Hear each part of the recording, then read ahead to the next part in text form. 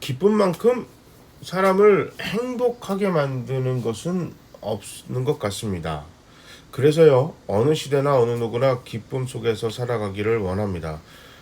이게 마치 기쁨이 없으면 절대 안 되는 것처럼 그렇게 삽니다. 국어사전에서 기쁨이란 뜻을 살펴보면 욕구가 충족되었을 때의 즐거운 마음이나 느낌입니다. 이 의미대로라면 우리들이 기뻐하기 위해선 욕구가 충족되어야만 합니다. 자, 그렇다면 만일 욕구가 충족되지 않으면 기쁨이 없다는 이야기입니다. 자, 그래서인가요? 세상은 뭐 돈이 없으면, 건강이 없으면, 배움이 없으면, 뭐 이 집에 살지 않으면, 이 자동차를 몰지 않으면, 뭐 심지어 이 화장품을 바르지 않으면 기쁨이 없는 헛헛한 인생이 되고 만다고 자꾸 광고합니다. 게다가 사람들은 자신의 욕구를 충족시키기 위해 수많은 행동을 합니다. 하지만 그런 행동들이 과한 게 문제가 되죠. 그 마약처럼 해서는 안 되는 행동도 있을 수 있죠. 자, 그래서 사람들에게 기쁨을 주는 게 아니라 현재의 고통을 단지 잊게 만드는 그런 역할들에 취하게 됩니다. 자, 이게 시간이 지나면 점점 더 자주 그런 것들이 필요하고 더 센 자극이 필요해지기 마련입니다. 자, 그런데 문제는요, 이게 그런 것들이 우리의 현실 자체를 바꿔주지 않는다는 것입니다. 때로는 우리의 삶을 망가뜨리기도 합니다. 자, 그러므로 우리는 욕구 충족의 기쁨보다 욕구가 충족되지 않아도 되는 기쁨에 주목해야만 합니다. 물론 처음에는 아까 광고에서 나오는 것처럼 헛헛하기도 하고 또 때로는 밍밍할 수도 있겠으나 결국 그 기쁨이 변함없이 우리를 기쁘게 할 수 있음을 알게 됩니다. 이것이 성경에서 이야기하는 우리에게 그 교훈을 주고 있는 기쁨입니다. 바로 오늘 본문 빌립보서 3장 1절이 그 해답 중 하나입니다. 자, 빌립보 교회에 편지를 쓰는 상황에서 바울은 로마의 감옥에 있었습니다. 게다가 어떤 형량이 내려질지 예측할 수도 없는 상황이었고요. 자, 그런데 그는 결코 기뻐할 수 없는 처지에서 편지를 쓰고 있습니다. 이 편지를 받아보는 빌립보 교인들도 마찬가지죠. 저 사도 바울이 지금 붙잡혀서 감옥에 어떤 결과가 나올지 모르는 상황에서 기뻐하기는 참 어려운 상황입니다. 자, 그 어려운 마음을 달래기 위해 에바브로디도를 급히 파송해서 바울을 돕도록 합니다. 자, 그마저도 병들어 고향으로 돌아와야 할 처지에 생기고 맙니다. 이 첩첩산중입니다. 자, 그런데 바울은 이와 같이 막막한 이 녹록지 않은 환경을 뛰어넘어 기뻐하라고 빌립보서를 써내려가고 있습니다. 근데 이 기뻐하라는 것을 매 장마다 반복으로 계속해서 사용하고 있어요. 1장 18절에도 이로써 나는 기뻐합니다. 더욱더 앞으로도 계속 기뻐할 것입니다. 2장 17절 18절에도 이게 믿음의 제물과 섬김 위에 자신이 희생 제물이 돼도 난 기뻐할 것이니까 여러분 기쁨에 함께 동참합시다. 그렇게 빌립보 교인들에게 이야기하고 그들을 오히려 위로하고 있습니다. 자, 그러면서 2장 19절 이후 디모데와 에바브로디도를 언급하면서 다시 3장 1절에 기쁨이라는 주제를 이야기를 하며 이렇게 얘기합니다. 끝으로 나의 형제 자매 여러분, 주 안에서 기뻐하십시오. 내가 같은 말을 되풀이해서 쓰는 것이 나에게는 번거롭지도 않고 여러분에게는 안전합니다. 아멘. 자, 무엇이 바울로 하여금 끊임없이 기뻐할 수 있도록 만든 것일까요? 자, 이것을 발견할 수 있다면, 그래서 그것이 우리 삶에서 발견되어지고 그 길이 우리에게 열려진다면 우리는 걱정, 근심 이곳에부터 자유함을 얻게 될 것입니다. 바울처럼 기쁨의 자리, 언제나 기쁠 수 있는 그 자리로 들어갈 수 있습니다. 자, 바울은 1장 18절에 비록 자신이 손해를 본다 해도 내가 손해를 보는 일이 그리스도가 전파가 되는 일이라면 그것을 기뻐하고 앞으로도 기뻐할 것이라고 했습니다. 왜냐하면 그 일이 바울에게 기쁨을 가져다 주었기 때문입니다. 그리스도의 이름이 전파됨으로써 수많은 생명이 살아나는데 어찌 기뻐하지 않을 수 있겠습니까? 오히려 이렇게 반문하고 있어요. 자, 이 바울의 편지를 보면 바울의 기쁨의 조건은 한 군데 선명하게 있습니다. 그거는 그리스도에게 바울의 기쁨은 달려 있었습니다. 자, 그러기에 바울은 오늘 3장 1절 말씀에서 기쁨의 근원을 분명하게 선포합니다. 오늘 본문의 말씀은 오직 주 안에서만 기쁨을 발견하라는 것입니다. 다시 말해 주님이 너희를 행복하게 만드는 분이 되게 하라는 것입니다. 왜냐하면 주님을 떠나서는 어떤 경우에도 기쁨이 오래 갈 수도 없고, 이것은 아까 위에서 얘기했던 우리의 욕구만 충족이 되어질 수 있습니다. 그래서 진짜 우리들의 삶은 전혀 변하지 않은 채 순간순간 기쁨에 취해서 오래지 않은 기쁨, 영원하지 않은 그 기쁨에서 계속해서 헤맬 수 있기 때문입니다. 당연한 것에는 기쁨이 오래지 않습니다. 그래서 세상은 당연한 것들을 계속 제공함으로써 순간순간의 기쁨에 취하게 만듭니다. 아까 제일 처음에 제가 언급했던 광고를 보면요, 이 전화기가 있으면 막 엄청나게 기쁨이로 우리의 삶이 바뀔 것 같죠. 그런데 뭐 전화기 아시죠? 뭐 6개월마다 한 번씩 그 같은 제품의 새 번역, 뭐 길면 1개월인데요. 새로운 버전이 계속해서 나옵니다. 전자제품도 마찬가지고요. 그다음에 저기 그 어떤 우리가 가고는 자동차도 그렇습니다. 집도 마찬가지예요. 집도 마찬가지. 제가 지금 사는 아파트가 20년이 훌쩍 넘은 그 아파트에 살고 있는데, 살면서 그렇게 오래돼서 불편하거나 뭐 이거 되게 낡았다라고 생각해 본 적이 없어요. 미국에서 오래 살다 와서 그랬는지 몰라도 되게 좋더라고요. 한 가지 불편한 게 있다면 지하 주차장에서 올라가는 데까지 엘리베이터를 사용할 수 없다는 얘긴데, 뭐 제가 사는 곳이 1층이기 때문에 그래서인지 뭐 그 엘리베이터 사용료도 안 내고 또 뭐 좋은 점도 있어요. 이게 또 살다 보니까 그게 그렇게 뭐 불편하지는 않더라고요. 그런데 텔레비전을 요즘 뭐 그 집을 구해주는 프로그램이나 어떤 이런 신문들을 보면 뭐 15년만 넘어도 뭐 10년만 넘어도 오래됐다, 뭐 20년만 돼도 어이구 너무 집이 아파트가 오래됐다 뭐 이런 얘기를 하는데, 저는 그런 걸 보면 처음에는 이상하다. 저 괜찮은데? 뭐 우리 집 녹물 나오는 것도 아니고 뭐 비 새는 것도 아니고 우풍이 있는 것도 아니고 뭐 문제 없는데, 이렇게 생각을 하게 됩니다. 자, 그런데 자꾸 그런 거에 얘기를 듣다 보면 진짜 이게 우리 아파트가 낡았구나, 오래됐구나, 이런 생각을 하거든요. 그러면서 새 아파트 또 아니면 어떤 브랜드, 이게 더 좋은 건가 보다라는 자꾸 착각에 만들지만, 내가 자세히 살펴보면 그 아파트에 산다 한들 또 새로운 아파트 단지들은 또 드러나게 돼 있고 더 좋은 건 계속 나옵니다. 그러니까 누군가가 비교하게 되고 자꾸 욕구 충족의 기쁨을 맞추다 보니까 어떻게 돼요? 그 욕구 충족은 순간 지나가고 말거든요. 돈이 있으면 기쁘죠. 근데 그 돈이 금방 사라지면 또 걱정이 되고 맙니다. 건강하면 기쁘지만 또 그 건강도 그렇게 오래 갈수 못하죠. 나이가 먹고 늙으면 아프게 되고 또 이렇게 몸이 약해지게 마련일지 모르겠습니다.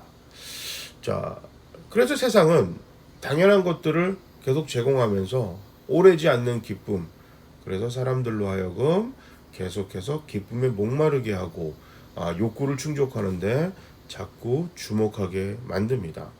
자, 그래서 우리 교회와 성도들은 세상과 다른 기쁨의 근원을 가져야만 합니다. 당연하지 않은 것, 그것이 바로 예수 그리스도의 십자가 사랑입니다.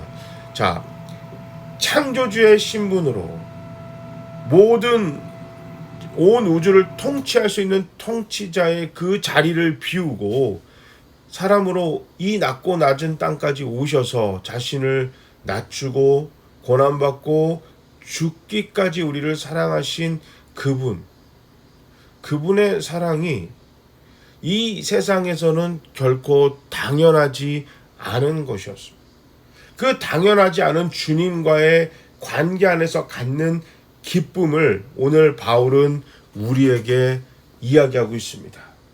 자, 이 기쁨 주님 안에서만 얻을 수 있는 그 기쁨을 가진 바울은 감옥에 갇혀 있어도 어떤 생명의 위협에 있었어도 자신의 모든 것을 다 잃어도 성공하지 못해도 주변 환경이 자신을 받쳐주지 않아도 오직 기쁨의 근원이 되신 예수 그리스도 안에 있기에 기뻐할 수 있었습니다.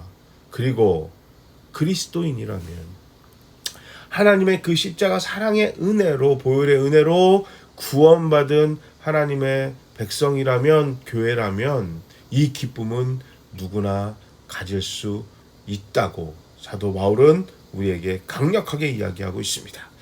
세상의 것으로 채우고자 하는 이들은 결코 얻을 수 없는 보물입니다. 그리스도인의 기쁨은 세상이 전혀 이해할 수 없습니다. 그래서요, 기뻐할 수 없는 상황에서도 기뻐하면 정신 나간 사람 취급합니다. 자, 오늘 우리가 주 안에서 거한다는 것은 자, 이게 뭘까? 그냥 주 안에서 거하라. 주 안에서 기뻐하십시오. 이거는 두 가지 실천적인 방향이 우리에게 제시하고 있습니다. 제가 여러분들에게 두 가지 실천 방향을 제시하려고 합니다. 첫 번째는 늘 성령 안에 거하는 것입니다. 자, 예수님은 승천하시면서 우리를 위해 또 다른 보혜사를 보내주신다고 하셨습니다. 우리에게 보내주신 성령은 기쁨의 영입니다. 그래서 데살로니가전서 1장 6절에 보면 여러분은 많은 환난을 당하면서도 성령께서 주시는 기쁨으로 말씀을 받아들여서 우리와 주님을 본받는 사람이 되었습니다 라고 했습니다. 데살로니가 교회의 교인들은 성령의 기쁨으로 환난 가운데서도 거뜬히 이길 수 있었습니다. 그래서 우리 주님이 보내주신 성령은 기쁨의 영입니다. 우리를 항상 기뻐할 수 있게끔 만들어주십니다. 자, 그렇다 해서 제가 첫 번째 드리는 실천적인 삶은 기도하라는 것입니다. 기도할 때 성령이 우리에게 오십니다. 이것은 법칙이에요. 규칙이에요. 그러니까 예수님이 우리에게 말씀하신 규칙입니다. 그래서 주 안에서 기뻐할 수 있는 실천적인 첫 번째가 기도입니다. 자, 두 번째는 말씀을 행하는 겁니다. 시편 19편 8절에 보면 주님의 교훈은 정직하여서 마음의 기쁨을 안겨주고 주님의 계명은 순수하여서 사람의 눈을 밝혀준다라고 했습니다. 예수님께서도 요한복음 15장 10절부터 11절에 말씀하셨습니다. 너희가 내 계명을 지키면 내 사랑 안에 머물러 있을 것이다. 그것은 마치 내가 내 아버지의 계명을 지켜서 그 사랑 안에 머물러 있는 것과 같다. 내가 너희에게 이러한 말을 한 것은 내 기쁨이 너희 안에 있게 하고 또 너희의 기쁨이 넘치게 하려는 것이다. 아멘. 우리는 주의 말씀에 순종함을 통해서 기쁨을 얻을 수 있습니다. 기쁨은 어떤 일들이 우리 마음에 흡족한 방식으로 진행될 때 느낄 수 있는 것입니다. 그 점에서 주님의 말씀보다 우리를 흡족하게 하는 것은 없습니다. 세상의 것들은 가끔 간헐적으로 우리를 흡족하게 만들지만 그것은 일시적입니다. 그러나 천지를 창조하시고 마지막 심판까지 영원히 사라지지 않고 변함이 없을 하나님의 말씀은 우리를 죽음에서 생명으로 옮기셨던 말씀이고 이 땅을 창조하셨던 말씀이고 영원히 우리와 함께 동참할 그 말씀입니다. 그 말씀이 우리를 항상 기쁘게 만들 것입니다. 자, 다윗이 하나님 말씀을 안 지켰어요. 십계명에 보면 구약 시대니까 십계명이 중요하잖아요. 자, 다른 이웃의 아내를 탐내지 말라라고 했는데 자, 밧세바와 불륜을 저질렀습니다. 선지자 나단이 그 죄악이 드러났을 때 그 밧세바 남편도 우리아도 죽였잖아요. 이게 드러나서 너 다윗 이제 하나님과의 관계를 네가 깨뜨렸으니 나도 너를 모른 채 하리라. 그렇게 이제 하나님이 엄청 화가 나셨잖아요. 자, 시편 51편 51편이 다윗이 이것에 대한 참회 기도인데 그 11절 12절에 보면 주의 성령을 내게 거두지 마시고 주의 구원의 즐거움을 내게 회복시켜 주십시오라고 기도했습니다. 성령이 없으면 주의 영이 없으면 내가 기뻐할 수가 없고 내가 주의 말씀을 지키지 않아서 내 삶에서 기쁨이 사라져 갔다는 그 선명한 증거의 이야기입니다. 그래서 하나님 말씀을 지켜 행해야만. 그러니까 실제로 삶 속에서 내가 하나님 말씀을 지킬 때 우리 안에 기쁨이 있습니다. 창세기 3장을 보시면 자, 선악과 따먹지 않기로 하나님과 계약을 맺었잖아요. 자, 계약을 맺었단 말이에요. 그런데 자, 일어나지도 않을 일, 하나님처럼 될 것 같은 순간적인 유혹, 그 욕구가 갑자기 그들 안에 들어왔고 거기에 눈과 귀가 사로잡혀 버렸어요. 자, 그래서 선악과를 먹어버렸습니다. 하나님 말씀을 안 지켰죠. 하나님의 그 자기가 지키기로 한 그 계획을 깨뜨렸단 말이에요. 자, 그러니까 어떻게 됐어요? 그들이 하나님의 목소리가 들리니까 두려워했습니다. 기쁨이 사라져 버렸습니다. 그들이 벌거벗어 있었던 게 창피하고 부끄러웠습니다. 그리고 거짓말하기 시작합니다. 자, 이것이 하나님 말씀을 지키지 않으면 어떻게 돼요? 하나님과 관계가 불편합니다. 예배드리는 게 싫어요. 하나님 성경에서 하는 말들이 이거 너무 짜증이 납니다. 시대에 뒤떨어진 것 같습니다. 이게 어떻게 그렇게 살아? 자꾸 핑계대게 만듭니다. 어떻게 돼요? 기뻐할 수가 없어요. 절대 기뻐할 수가 없습니다. 고등학교는 안 그러는 것 같은데 대학원 들어가면 실라부스라고 이제 한 학기에 이제 공부하고 또 시험 보고 숙제를 언제쯤 내야 될 이런 것들을 이제 다 이렇게 발표가 나죠. 그래서 이렇게 보면 언제 시험 보고 언제 숙제 내고 다 나와요. 그 약속이거든요. 그러면 이제 그것을 지켜서 행하면 뭐 크게 뭐 저기 문제가 될 것도 없고 그렇게 해서 공부를 하면 이게 학교 가는 게 뭐 즐겁고 또 시험 보는 게 나쁘진 않습니다. 그런데 문제는 공부를 안 하거나 숙제를 안 내거나 뭐 이게 그 해야 될 것을 안 하고 우리가 그 교수님이 우리에게 이제 뭐 그 어떤 책을 봐라 어떻게 하라라고 해줬던 그런 것들 안 하면 학생들이 수업하는 게 기쁘지가 않아요. 짜증이 나는 거예요.